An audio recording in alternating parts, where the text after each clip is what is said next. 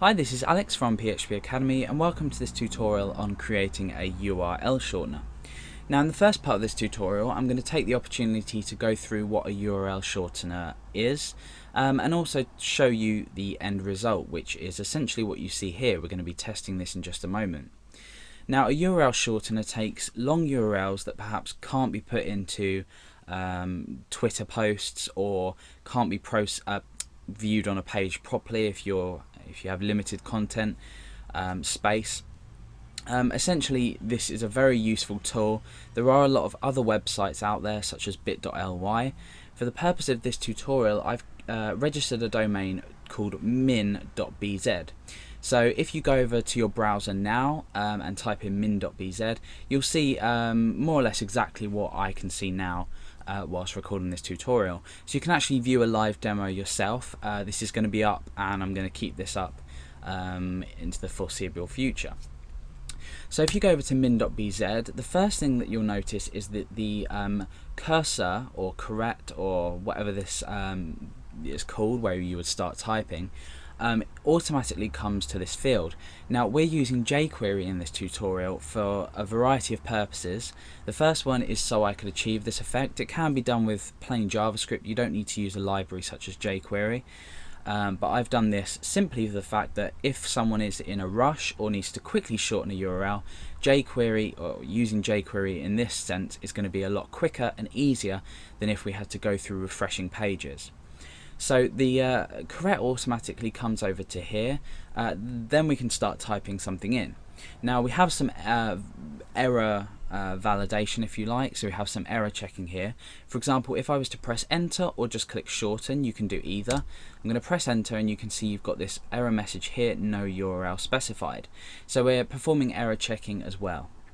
The next thing is if you type in a URL which is not valid, so obviously this isn't valid as a domain name or a page, we're pressing enter and we get invalid URL. The last check, which we can't actually demonstrate at the moment, oh actually I could, is if the URL looks like it's already a shortened URL, the / doesn't actually have to exist. So for example, if we type a load of random characters in here, that this doesn't well, it's 6 characters that we have in total, so 1 2 3 4 5 6, or numbers as well. If it looks like a min.bz URL, or whatever your domain is, then we also get this error message that's already a min.bz URL. So we're checking that we don't want to double shorten something because there's no point to it. However, if we go ahead and we type in a valid domain name that isn't already a min.bz URL and we press enter, you can see that we have a confirmation message here, successfully shortened your URL, and we have already highlighted for us to go ahead and copy a shortened URL. So like I said, if you don't know how a URL shortener works, it's essentially taking the URL we've just entered, which is google.co.uk, and it's shortened it to this so we can fit it into somewhere. Obviously google.co.uk isn't a particularly long domain, I've just used it as an example. So if we were to copy this and go over to a new tab, okay, so we've opened a new tab, and we were to paste this into here and press enter, what will actually happen is it will redirect us to google.co.uk. So you can see that we are shortening something of any length, so it could be, for example, a 100 character URL, and we're condensing it down to this. And the way this works is it stores the URL in a database corresponding to this key. So as long as you copy this and paste it somewhere that you want your viewers to see the page that you've shortened and they access this, they'll come back to min.bz and be forwarded on to this longer URL. So that's essentially what we're doing here. We're doing it all on the same page. We're not performing any page refreshes. There's absolutely no point. The most up-to-date URL shorteners will always have some kind of quick and efficient way of shortening a URL rather than having to even click on this button. You've noticed that I haven't clicked on this button once. I've pressed enter, refreshed, we've not gone to any other page. All we've done is we've done this using jQuery. So that's essentially what it is. This is the way it's going to look. The design of this simple page here is available in the phpacademy.org forums. So if you go over to phpacademy.org/forum, you'll find this under the source code section. Just the plain design itself. What we are doing is we're using a variety of other pages. We are using, first of all, CGI bin and .ftb quoted don't matter in this case, but we have an htaccess file, which is important because this allows us to process the / rather than creating new folders.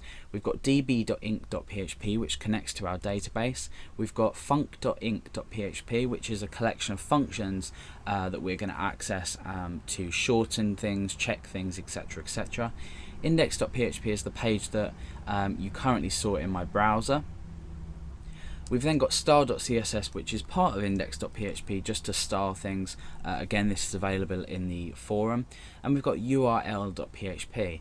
And url.php is essentially when we press enter or click shorten, is what we're going to transmit the data here to. So we're transmitting or processing and sending this URL here ready to be checked by this url.php file. And you can see I've got my FTP client open because I'm working on a remote server. I'm not working on my computer and using a local server. This is on a domain min.bz.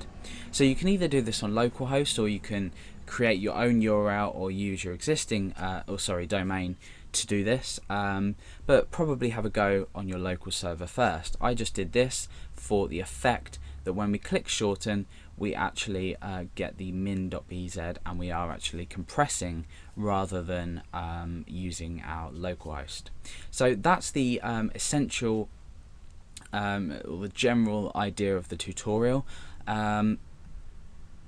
And we're going to be working with this design and creating everything and all the functionality that I've shown.